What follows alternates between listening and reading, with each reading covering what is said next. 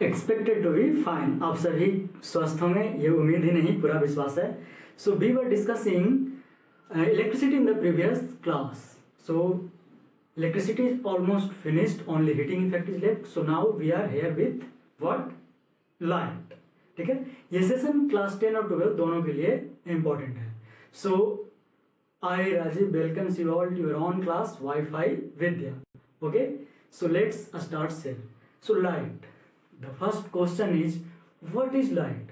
सो जो आप लोग पढ़ते आ रहे हैं फॉर्म ऑफ एनर्जी, क्या है? लाइट एक फॉर्म ऑफ एनर्जी है। This is what you have studied, यही आप लोगों को बताया गया है ना। So what actually it is, it is only the form of energy. क्या है? सिर्फ फॉर्म ऑफ एनर्जी ही है, और it can have another definitions, या अलग डेफिनेशंस भी है। So before going to that we should that what are the natures, यानी क्या है नेचर, लाइट का नेचर कैसा है, उसी में डिफिनेशन भी छुपा हुआ है। So when it has been studied properly by scientists, it found that light is electromagnetic radiation in nature. Nature में कैसा है? ये इलेक्ट्रोमैग्नेटिक रेडिएशन है। I will write everything, don't worry about that. Okay, just what try to understand what I am telling। ये क्या है? Electromagnetic radiation है and a non mechanical wave. क्या है? एक नॉन मैकेनिकल वेव है। जैसा कि आप लोगों ने पढ़ा होगा वेव में कि मैकेनिकल वेव को एक मीडियम चाहिए होता है। जैसे हम बोल रहे हैं तो हमें आप तक साउंड पहुंचाने के लिए एयर, हमारे आसपास का जो एयर है वो एक मीडियम की तरह काम करता है। लेकिन लाइट के सेंस में ऐसा नहीं है। अगर हम अपने आप को शीशा में पैक भी कर लें तो भी लाइट मेरे पास पहुंचेगा।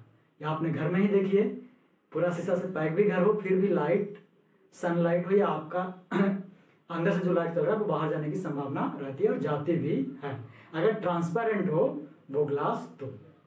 ठीक है, तो नॉन मैकेनिकल वेव ये पाया गया। तो इलेक्ट्रोमैग्नेटिक वेव का मतलब क्या हो गया फिर इसका डेफिनेशन? कि एक ऐसा wave that doesn't need, a wave that doesn't need any medium to what travel from one medium to other medium. ये कह सकते हैं एक प्लेस से दूसरे प्लेस तक जाने में जिसे कोई भी मीडियम की जरूरत ना हो, उसे क्या बोलते हैं? Electromagnetic wave.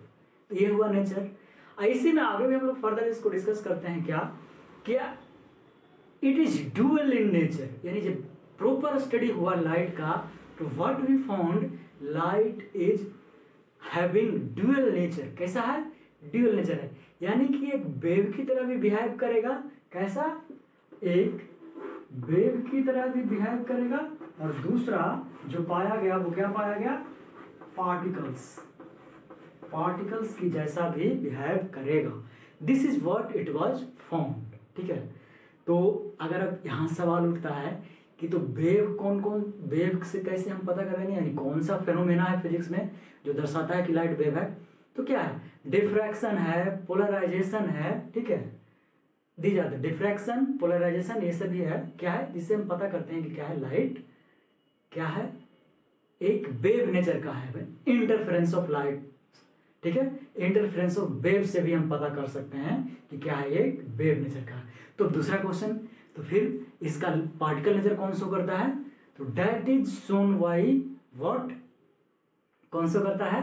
Photo electric effect. ठीक है, फोटो इलेक्ट्रिक इफेक्ट शो करता है कि क्या है? लाइट एक पार्टिकल है। So these are the natures. ठीक है, नेचर ऑफ लाइट है, इसको आप कैरेक्टरिस्टिक ऑफ लाइट में भी डाल सकते हैं, देयर इज नो प्रॉब्लम। तो यहां तक नेचर ऑफ लाइट समझने में किसी को दिक्कत नहीं हो? ठीक है, अगर हो तो कमेंट कर दीजिएगा। आई थिंक नहीं होगा। तो ठीक है, जैसा हमने बताया, जो डिस्कस किया उसी को अब यहाँ क्या किया है, हमने लिख दिया है आपके लिए। ठीक है, तो क्या? फॉर्म ऑफ एनर्जी जो आप लोग पढ़ते आ रहे हैं, इट इज, यानी कौन? Light is a form of electromagnetic radiation and non mechanical wave. ठीक है, उसके बाद क्या लिखा हुआ है आपका? लाइट एग्जिबिट्स ड्यूअल नेचर, जो बताया कि लाइट दोनों नेचर शो करता है, एक किसका?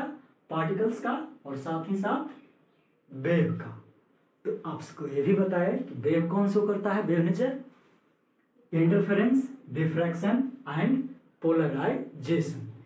तो ये वेव और कौन शो करता है? वो कौन?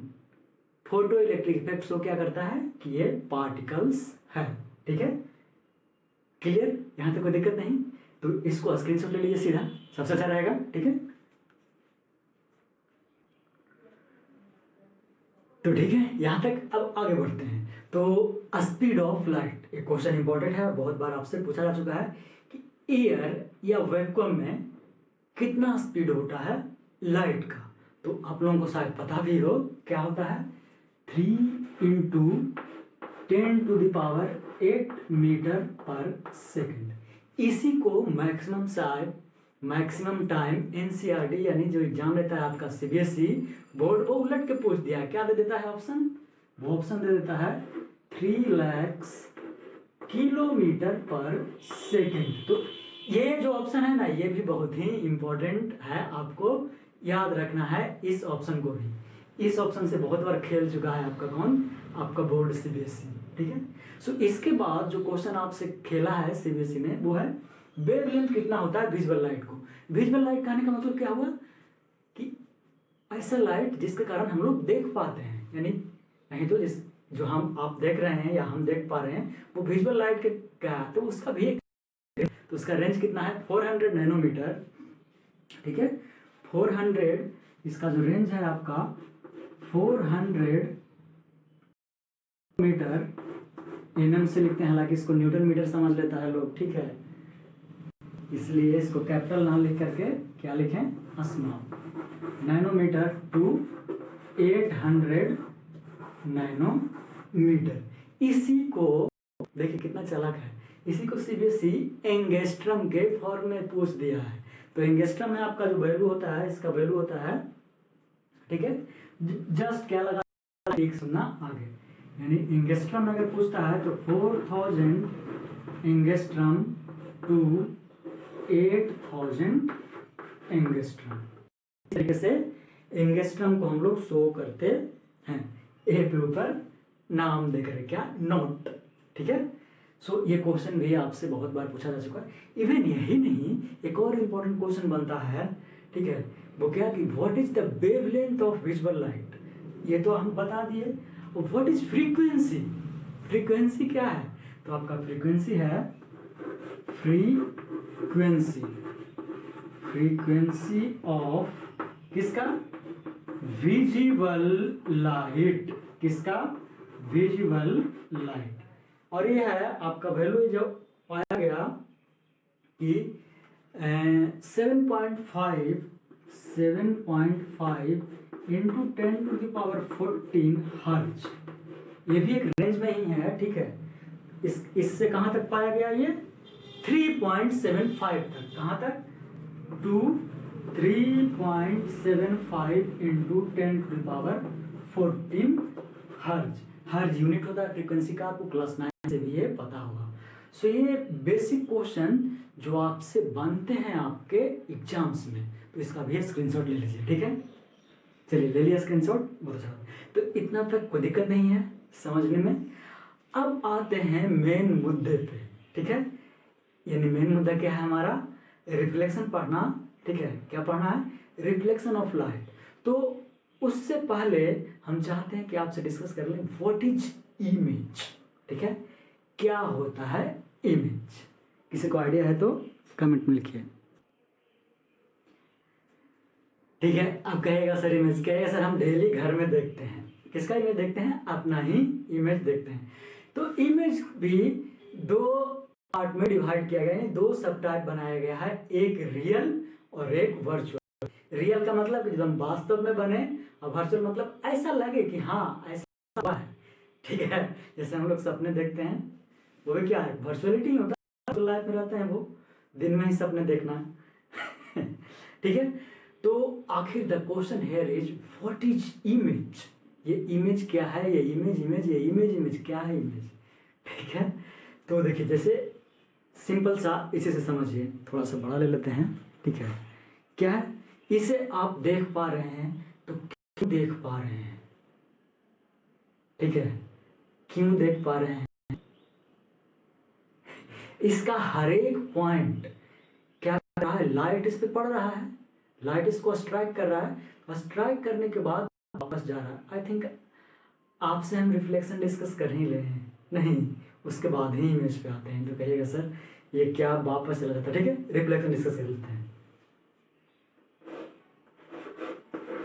रिफ्लेक्शन ऑफ, ऑब्वियसली क्या पढ़ रहे हैं, लाइट। तो रिफ्लेक्शन ऑफ लाइट फिजिक्स में एक बहुत ही सिंपल सा एकदम छोटा सा क्या है, फेनोमेना है, फिजिकल फेनोमेना है, जिसमें कि अगर लाइट रे जैसे आ रहा है, लाइट रे इस पर स्ट्राइक किया, एक मीडियम से आ रहा है, ठीक है, मान लिया क्या है, एयर मीडियम है, अभी आकर किस पर स्ट्राइक कर रहा है, और स्ट्राइक करने के बाद उसी मीडियम में वापस चला जा रहा है। ठीक है, अगर ऐसा हो रहा है तब क्या कहते हैं उसको, रिफ्लेक्शन ऑफ लाइट। हम एकदम इजी वे में बता रहे हैं। ठीक है, इस पर स्ट्राइक कर रहा है, स्ट्राइक करने के बाद उसी तरफ वापस जा रहा है जहां से आया था, तो क्या बोलते हैं, that is known as reflection of light. क्योंकि पॉसिबिलिटी है कि लाइट आ रहा है तो पार भी जा सकता है, जैसे ट्रांसपेरेंट ग्लास क्या है, उससे आराम से पार कर जाता है ना, यानी कि एक तो बैक भी जा सकता है और पार भी कर सकता है और कुछ अब्जॉर्ब भी होता है। ठीक है, तो ये सारा रिलेटेड फेनोमेना, तो जब वापस चला जाए जिस मीडियम से आए उसी मीडियम में, तब कहते हैं कि ये फेनोमेना क्या है फिजिक्स का, रिफ्लेक्शन ऑफ लाइट। ठीक है, तो इसको लिख देते हैं आपको, देखिए। तो ठीक है, जो बताए उसी को हमने क्या किया है यहां आपके लिए नोट डाउन कर दिया है। ठीक है, when light is incident on a surface separating two media, यहां पे ये पॉइंट समझने के लिए क्या, कहां पे इंसिडेंट होना है, एक सरफेस पे जो क्या करे, दो मीडिया को सेपरेट करे। ठीक है, जैसे मान लिया मेरा हाथ एक मीडियम है, ठीक है, ऊपर का मीडियम अलग है, नीचे का अलग, हो सकता है नीचे पानी हो, क्या हो सकता है ना, हम कहाँ पे है, मतलब एक नदी के आसपास हूँ और अपना हाथ लेकर के ऐसे कर रहे हूँ, और ऊपर का मीडियम एयर और नीचे water, that is possible. So यही बात है, सेपरेटिंग टू मीडिया। तो then a part of light is bounced back, क्या हुआ, एक part of light bounce back हो जाता है टू द फर्स्ट मीडियम, इसको फर्स्ट मीडियम मान लें, इसको सेकंड मान लें, तो so this is how you should write. बहुत सारे बुक्स में डिफिनेशन आपके मन से लिखे हुए हैं, लेकिन this is the standard definition you will get in a standard book like Arihant, TMH, Pearson's. ठीक है, ठीक है, इसलिए आपसे कहा भी था मैंने कि मैं सबको NCERT, पियर्सन सबको लेकर चल रहा हूँ, और डिफिनेशन एकदम वन ऑफ द बेस्ट मिलेगा आपको। ठीक है, सो this is the definition of reflection of light. क्या हुआ, लाइट रे, इसको इंसिडेंट कहते हैं, जहां जो आकर के जिस सरफेस पे पड़ता है। और आपको बहुत सारे एक इंटरेस्टिंग पॉइंट और बताते हैं, बहुत सारे टीचर्स आपको ये कहेंगे, हमें नहीं कहते, गलत कहते हैं, ठीक है, क्योंकि टीचर्स एक दूसरे के टीचर्स को बुराई कभी नहीं करनी चाहिए, कहते हैं कि सर वो पॉलिश सरफेस होना चाहिए, but that is not the condition. कोई भी सरफेस हो, any surface has the capability to reflect the light, ये पॉइंट आप नोट कर लीजिएगा, एनी सरफेस। इसलिए मैं क्या कुछ किया का, हमने क्या लिखा, सरफेस लिखा है, सिर्फ क्या लिखा, पॉलिश सरफेस। बहुत लोग जबरदस्ती कहते हैं कि नहीं पॉलिश लिखो, but that is not standard term. ठीक है, कोई भी सरफेस हो सकता है, बस एक्सेप्ट ब्लैक। क्यों, क्योंकि ब्लैक बड़ी सारा चीज अपने अंदर एब्जॉर्ब कर लेता है। ठीक है, सो ये पॉइंट है जो कि आप लोगों को ध्यान रखना चाहिए। सो ये रहा आपका डिफिनेशन। इसे इंसिडेंट रे कहते हैं, इसे रिफ्लेक्टेड रे कहते हैं, और ये क्या होता है, नॉर्मल। आ रहे हैं, सो एक बार फिर से ड्रॉ करेंगे क्योंकि लॉ बताना है। तो रिफ्लेक्शन ऑफ लाइट समझ में आया, कैसे लिखना चाहिए, जब आया, लेक्चर पसंद आ रहा है, अच्छा लग रहा है, तो लाइक कीजिए, शेयर कीजिए अपने दोस्तों में कि सर यहाँ पढ़ा रहे हैं और वन ऑफ द बेस्ट आपको मिलेगा यहाँ, इतनी गारंटी है। ठीक है, कंटेंट में भी आपको कोई कमी नहीं होना। तो ये है, इसका भी आप स्क्रीनशॉट ले लीजिए, आगे बढ़ते हैं।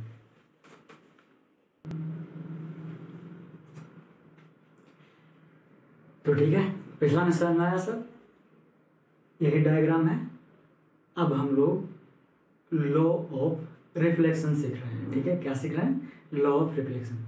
तो जो स्ट्राइक करता है सरफेस पे उसको इंसिडेंट रे, जो वापस जाता है रिफ्लेक्टेड रे, और जो बीच में होता है उसको क्या बोलते हैं, नॉर्मल। और इन नॉर्मल और इंसिडेंट के बीच के एंगल को एंगल ऑफ इंसिडेंस, और नॉर्मल और रिफ्लेक्टेड रे के बीच के एंगल को एंगल ऑफ रिफ्लेक्शन बोलते हैं। ठीक है, बोलते हैं, कोई दिक्कत नहीं है बोलने में। तो इसको गवर्न करने के लिए इस फेनोमेना को दो लॉ दिया गया, ठीक है, कि अगर ये लॉ फॉलो करता है लाइट, तभी कहेंगे कि जो फेनोमेना है वो क्या है, रिफ्लेक्शन ऑफ लाइट है, नहीं तो कुछ और हो जाएगा, ठीक है। तो क्या था लॉ, तो लॉ कितना रे देख रहे हैं आप, 1 2 3, तो जो ये तीनों रे हो, ठीक है, कौन कौन सा, इंसिडेंट, रिफ्लेक्टेड, नॉर्मल, जिस सरफेस पे जिस पॉइंट पे अटैक कर रहा हो इंसिडेंट रे, यानी पॉइंट ऑफ इंसिडेंस पे, वो सभी के सभी क्या होना चाहिए, एक ही प्लेन में होना चाहिए। ये था लॉ, यानी ये था क्या, ये है लॉ जिसको गवर्न करना है रिफ्लेक्शन को। और दूसरा लॉ है कि आई एंगल ऑफ इंसिडेंस और आर एंगल ऑफ रिफ्लेक्शन हमेशा क्या होता है, बराबर होता है। तो लिख देते हैं, आए ना समझ में, incident ray, reflected ray, normal रे along with point of incidence at the surface should lie in the same plane. Law number 1. Law number 2, I is equal to R. Clear है लॉ, लॉ में कोई दिक्कत नहीं, ठीक है, okay, लिख देते हैं।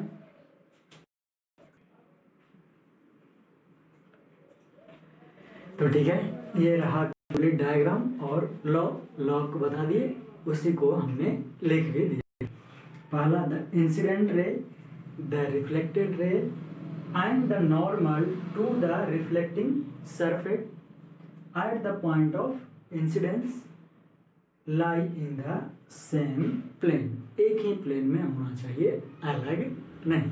और दूसरा क्या कहा, angle i is equal to angle r, यानी एंगल ऑफ इंसिडेंस और एंगल ऑफ रिफ्लेक्शन क्या होगा, एंगल ऑफ इंसिडेंस और एंगल ऑफ रिफ्लेक्शन क्या होगा, बराबर होगा। यहाँ तक कोई दिक्कत,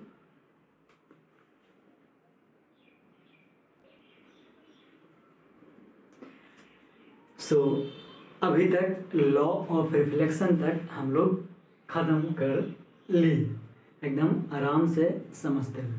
किसी को समझने में कहीं कोई दिक्कत हुई अभी तक, अगर नहीं हुई तो थम्स अप, ठीक है, इतना तो बनता है। तो इसका भी आप क्या कीजिए, स्क्रीनशॉट ले लीजिए।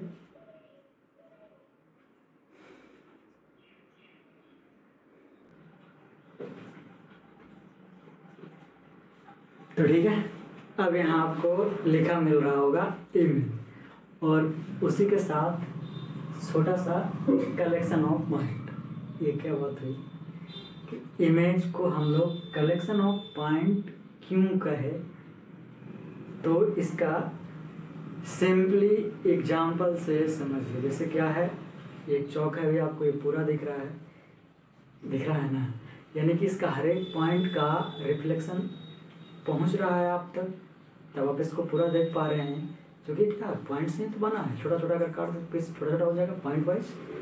अगर इसी को हम ऐप पकड़ लेते हैं तो क्या ये पूरा दिख रहा है, अब इसका साइज आपको छोटा दिख रहा है, मेरा फिंगर दिख रहा है, ये क्या प्रूव करता है कि इमेज पॉइंट ऑफ कलेक्शन ही है। जब तक सारा का सारा पॉइंट एक जगह कलेक्ट ना हो तब तक इमेज बन ही नहीं सकता है, इमेज दिखेगा ही नहीं, ठीक है। जिस तरीके से हम लोग आईने में देखते हैं ना, एक सर्टेन डिस्टेंस पे आके देखते हैं ताकि पूरा रिफ्लेक्शन उसमें जाए।